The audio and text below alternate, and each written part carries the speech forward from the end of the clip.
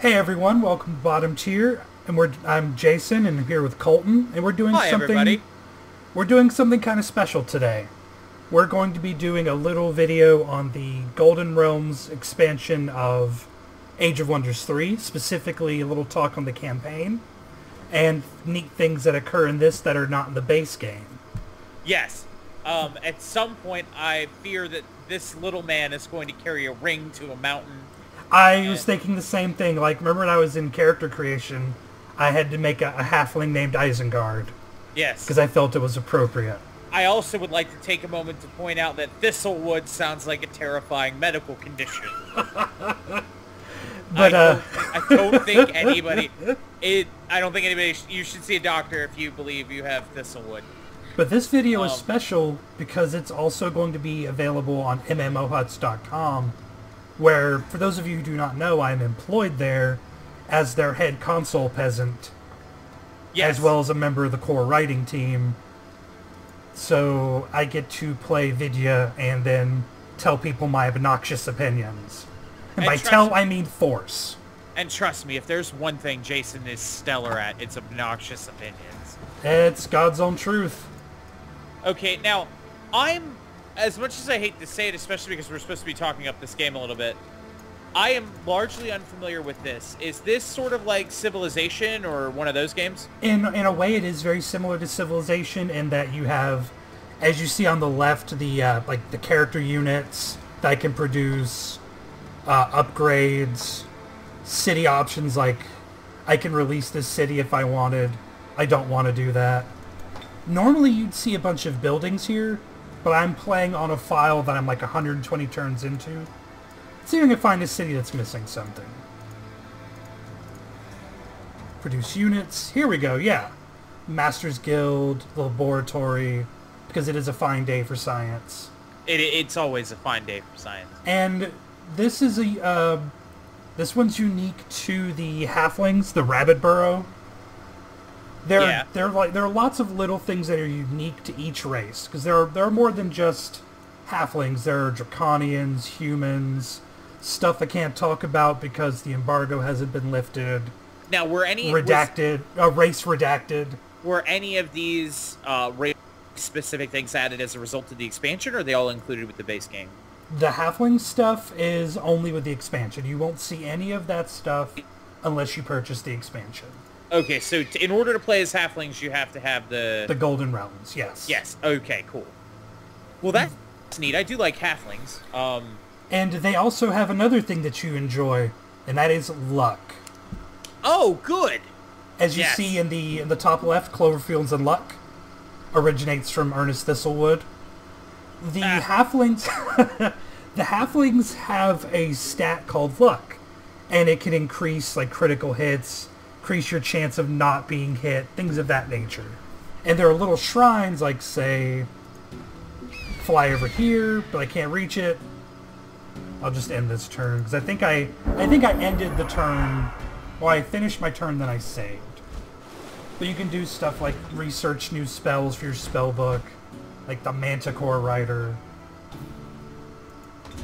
Oh, it's tier 6. Neat. But that's not special to this game. That's definitely a part of the base game. Okay, that's not special to the expansion. No, absolutely not. That's a part of the entire Age of Wonders franchise. Okay, Let me see if I can get to a combat to show you what sort of that might be like. And another thing... Oh, no, go ahead.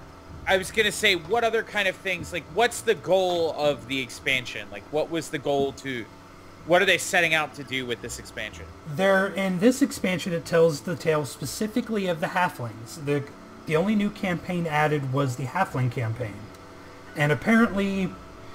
I don't know enough about my Age of Wonders lore, but there was this tremendous massacre of the Halfling people and kingdom, and now they're out trying to start their own, rebuild their empire, which is a part of why the first part of this campaign requires you to build 5 metropolis. Here, I'll show you the quests, competition, 5 metropolises. I must prove to Ham and all halflings that I am the most capable of blah blah blah short people. Yes. So, TLDR, short, fat people rebuilding. Got it. Yes. Yeah, you got it. You're 100% Okay, on the mark. My people are coming back home. I've got it, yeah. Your legacy deck from Magic will feel right at home here. Yes, I will feel right at home here. And there's so many funny, unique units to the Halflings. Like, let me find a really good example. I think one of my favorites is Ernest Prickle Dick. I mean, like Thistlewood. Yes. Thistlewood. That's what I meant. Like Ernest Longshanks. Yes. But like the Halfling Jester, that's your archer unit. And that to me is hilarious. They're like other races, I believe, get units like a filth thrower. So yes, you get to be a monkey throwing your poo at people. Oh, well. Can I? No, I can't. You get to be the entirety of the internet screaming and flinging shit. Yeah! Now you're catching on. Oh, I love it already. Another cool thing that they added were Empire quests. These are also unique to this expansion and the forthcoming Redacted expansion that I can't talk about. The forthcoming thing we can't say. Yes.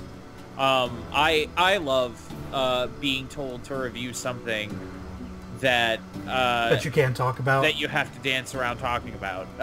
Luckily, I really don't have to do too much of that today. Yeah, that's good news. We're here to talk about the Golden Empire. That's what it's called, right? Golden Realms. Golden Realms. We're here to talk about some Golden Realms and make some jokes about some hobbits and show off some gameplay. So, thank you guys for joining us, by the way.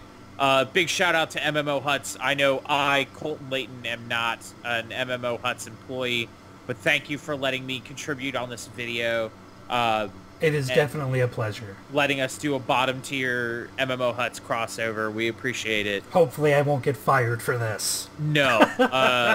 I've tried to keep my language to a minimum. Oh, that's fine. We're fine. I think I only said thistle dick two times now. But getting slightly back on track. Yeah, sorry. You'll see the Empire quests. And Empire quests are similar to Think Civilization's Wonder System. And only one person can complete them. Like, we find one that I actually completed. So, yeah. Hey, I completed one. So to clarify, like, that's Imperial Residence. So if you completed that Empire quest, and let's say you were in a multiplayer game, does this game support multiplayer? Yes, absolutely. If you were online and offline. If you were in a multiplayer game in this game and you completed that Empire quest, no other player in the game could do that Empire quest. Yes, but if they take over a city that has an Imperial residence, they will get it. Okay. Because some of these change units, like this unit gets a permanent bonus. Yeah. And sometimes it changes a building like Imperial Residence. Okay. So it depends on what... It's all relative to what the quest actually affects. Yes, absolutely. Okay. And that's a new thing in the Golden Realms expansion. Yes.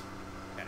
That sounds fun. That sounds like a fun game-changing thing. Like, yeah, there are cool things that only you can do, but somebody can steal them from you if they do the right thing. Yeah. That is definitely a nice thing, is if you're a turn away and you really wanted it. Like, now, see, here we have combat, because I was attacked by random enemy 15. Okay, now, what does manual combat look like? I'm going to bring us into manual combat.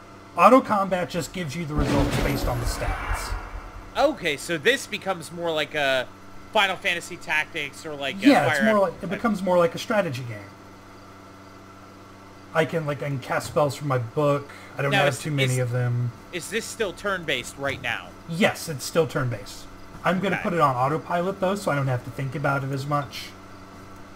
And I can adjust camera view, and let you see what's going on. The trick with autopilot, and this is just coming from a somewhat journeyman strategy games player, is that having the computer make decisions for you does not always guarantee victory. No, it absolutely does not. But in this instance, I think I outnumber them enough for it to not be an issue. As you see here, they're going for the obvious long-range pooper-scooper method. But the pooper-scooper will not do here. I don't know, Jason. It looks like you're getting your poop thoroughly scooped. They think my poop is being scooped, but the joke's on them. They're about to take the 310 to Diddletown. Because it is they who will be the balls lickers. Precisely. We'll go with that. And again, I would like to say, please don't fire me. Yeah. I love my job. Please, he talks about it all the time. Please don't fire him over my terrible vulgarity. But it becomes turn-based strategy combat. You know, structures matter. When it's a city battle, you have walls and things to protect you. The environment is actually dynamic to where you are engaged. Absolutely. And so picking your battles not only on the map, and I realize we're talking kind of about the game in whole, not necessarily the expansion, but picking your spots as far as battling where you choose to fight is as important as who and when you choose to fight. Absolutely. I'm going to turn the volume just a little bit. But I turned on the hex grid so you can see sort of what that might look like. Okay, so this is like the spaces on the board that your units occupy. Yeah, it plays more like a board game. Okay. I like that. So they attacked you and they regretted that decision. And they got crushed for it. Okay. Now, however, someone did steal my watchtower, but everyone steals my watchtower. So, you lost that while you were fighting there. It happened almost immediately after. Because I believe I have it set for turns to happen simultaneously. Yeah. So now, there's not a lot you could have done about it. No. Okay. But it's okay. If I wanted it bad enough, I'd send units there. So we've got Empire quests. And now I'm leveling up my hero, which is another cool thing. It's not new to this, but it's just really cool. You have heroes and they gain experience. You see the Camille Moonflower, the army leader. That's the hero of this unit, but not all units will have a hero unless you have heroes just sitting around doing nothing. Yeah. Another Lord of the Rings thing where the whole group of legendary heroes and badasses just, hanging out. Yeah, just playing Monopoly. So, I take Rain of Poison Blaze. What else is new to this expansion? Like, is there any other thing, like, cool things that are, like, new? There's also a new scenario, because there's an exclusive, like, scenario about the hobbits, the halflings. And is a scenario different from the campaign? Yes, it's a one-shot. I'll pull it up in just a second. Okay, so it's like a one-game thing as opposed to the... It's like in Warcraft 3, the little scenarios in Warcraft 3 where it's like 8 on 8 or whatever. Yeah, I'm with you. And there's one exclusive for the hobbits that's new to... Yes, that comes out just in this expansion. But there's a new victory type in the Golden Realms I think is really cool. In the scenarios you can have what's called seals of power. And there'll be an X amount of seal requirement, and acquiring or constructing or whatever you have to do to get them, once you have them all, you can get the win condition.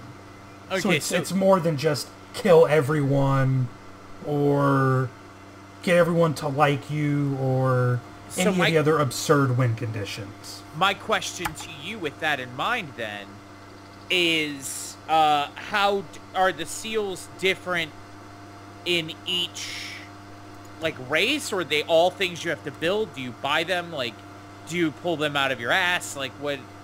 I believe you construct them. I haven't messed around with those too terribly much. They're a construct. Okay. Hopefully that didn't just boot me out of the game. Now my question to you on top of that would be then, if they're a construct, are they a construct that can be stolen, sort of like the Empire quests? I do not believe they can be associated stolen. thing. That's actually an excellent question. Let's go to scenario. Did I fuck it up? I'm sorry, I didn't mean to make you... No, it's fine. I don't know. Like, see, free-for-all 2v2 4-player seal victory battle map. I really hope I don't get you in trouble. I keep swearing, and I'm trying really hard not to. No, it's fine. It's not a big deal. Okay, so you're going to go right in to a new game. Yes, a scenario. Okay, is this the new Hobbit scenario? Yes, this is the Hobbit scenario. Okay, cool. This would be kind of cool to check out. I'm going to give myself control over the halfling. This is kind of making me want to get this game. It's a delightful turn-based strategy game. I love it to death. I do like turn-based. However, I'm going to use my warlord, Morte Isengard, because we're taking the hobbits to Isengard. We are. This is a custom character I created just before we started recording this. I like the faux hawk that you've got going on your helmet there. It's I amazing. thought it was pretty classy. It's amazing how I took something as intimidating as the Dark Lord Sauron and made it like the guy who steals your parking space at the Walmart. Here we go, Seal's Victory, so everyone can see it. Okay, cool. Seal's Victory is an alternate victory condition that can be toggled on or off during the setup of a scenario. You need to acquire a certain amount of charges by occupying Seals of Power. Okay, so they're on the map. Okay. I knew about the seals, but I didn't really...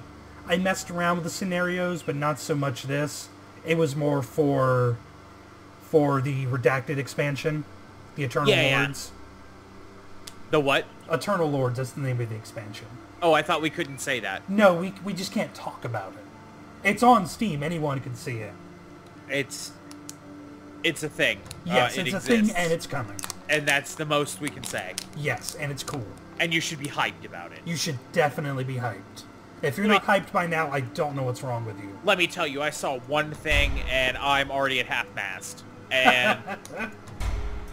I'm pulling up on 3/4 chub. Like, just from the one thing I saw of it. And I wish I could tell you about it.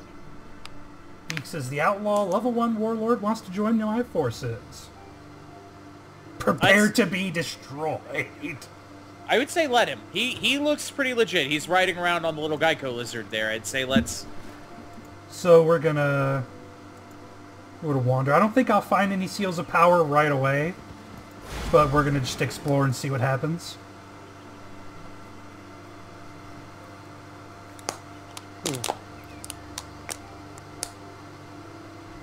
Going to take Authority of the Sword. Probable victory. Well, we might not die. Alright, Jason, it's time to get good. Oh, this is a cool little map. Now, what do those arrows mean? Is that like your way to run away? Like, go that way to run away? What do you mean? I don't... Look, that's the... Yeah, I presume that's the exit of the map. Like, if I've never run away, so... Like, if you want a GTFO, that's where you go to do that. Did we just throw chickens? Is that what I think just happened? Oh, yes, we're throwing, like, chickens. That's my ranged combat. That's wonderful, but it's also a terrible waste of second breakfast. It really is. We'll never have 11Zs at this rate. No, not at all. Are these outdated Hobbit references, Lord of the Rings references, are they doing anything for anybody? They're doing something for me. But I really feel like Golden Realms... I was skeptical when there was only one campaign, but it's not like something you're gonna finish in one sitting unless you're really, really dedicated. I imagine that this game is kind of like Civilization in that you should definitely sit down to play it when you have time, but only if you have time. Definitely, absolutely. But the campaign, the crux of the campaign, or the halflings, I almost call them hobbits again, are trying to build up their fallen empire, return themselves to glory, no matter how many chickens it takes them to kill to do so. Oh, good. Well, that certainly sounds like an engaging piece of campaign. I'm probably going to go pick up my copy here in a few minutes. I am thrilled to have a chance to play it. I loved... It's a callback to Heroes of Might and Magic, and another game that I don't believe you played, Lords of Magic. No, I've not played either of those, actually. I feared that might be the case. But another good thing is there is not a lot of saturation on the market with this kind of title. That's more military strategy games, less turn-based hero-building fantasy games. Yeah. And that's good. Blah. It does it credit, and it doesn't have to compete against everything on the market to get noticed. This does have kind of a Warhammer feel to it a little bit. Yes, it definitely kind of feels like Warhammer. I can see where you get that. Like, no, go ahead. Just from, like, the way you move units around and that kind of thing. Yeah, it definitely has that fantasy, Lord of the Rings, Warhammer style feel to it. Yeah, I think I lost this one, but that's okay. I just wanted to get another little combat in for people to see what's going on here. Well, ladies and gentlemen, this has been Age of Wonders 3, the Golden Realms expansion. It's available now on Steam, if I'm not mistaken. Yep. Make sure you go grab a copy. It absolutely is amazing. I'm off to go get mine here in just a minute because I'd never been exposed to this until then. We want to take time to thank all of our bottom tier fans for checking out this video. We realize this is kind of a departure from what we're used to doing, which is a little more comedy oriented. But we're thankful to MMOHuts for giving me a chance to be on the video and let us do our bottom tier thing for your website. Thanks again to Jason for having me on the video. It was absolutely a pleasure. I appreciate you including me. And definitely... in turn 1, I have surrendered. Oh, God. You've brought... And on a closing note, Jason Parker dishonors his family. I did. I gave it the old college try. That was the old community college try. I was about to say, unfortunately, it was Coastal Carolina Community College. Yeah. Thanks again, everybody, for tuning in. Stay tuned to MMOHuts for all of your MMO news-related needs. Keep up with Jason Parker's writing, especially on that website if you want the best in obnoxious opinions. And we'll include a link at the end where you can find more of my work. Absolutely. We're also going to include a link to our bottom tier channel where you can watch more of our comedy/fun times related video game videos. Thanks again, everybody. You've been great.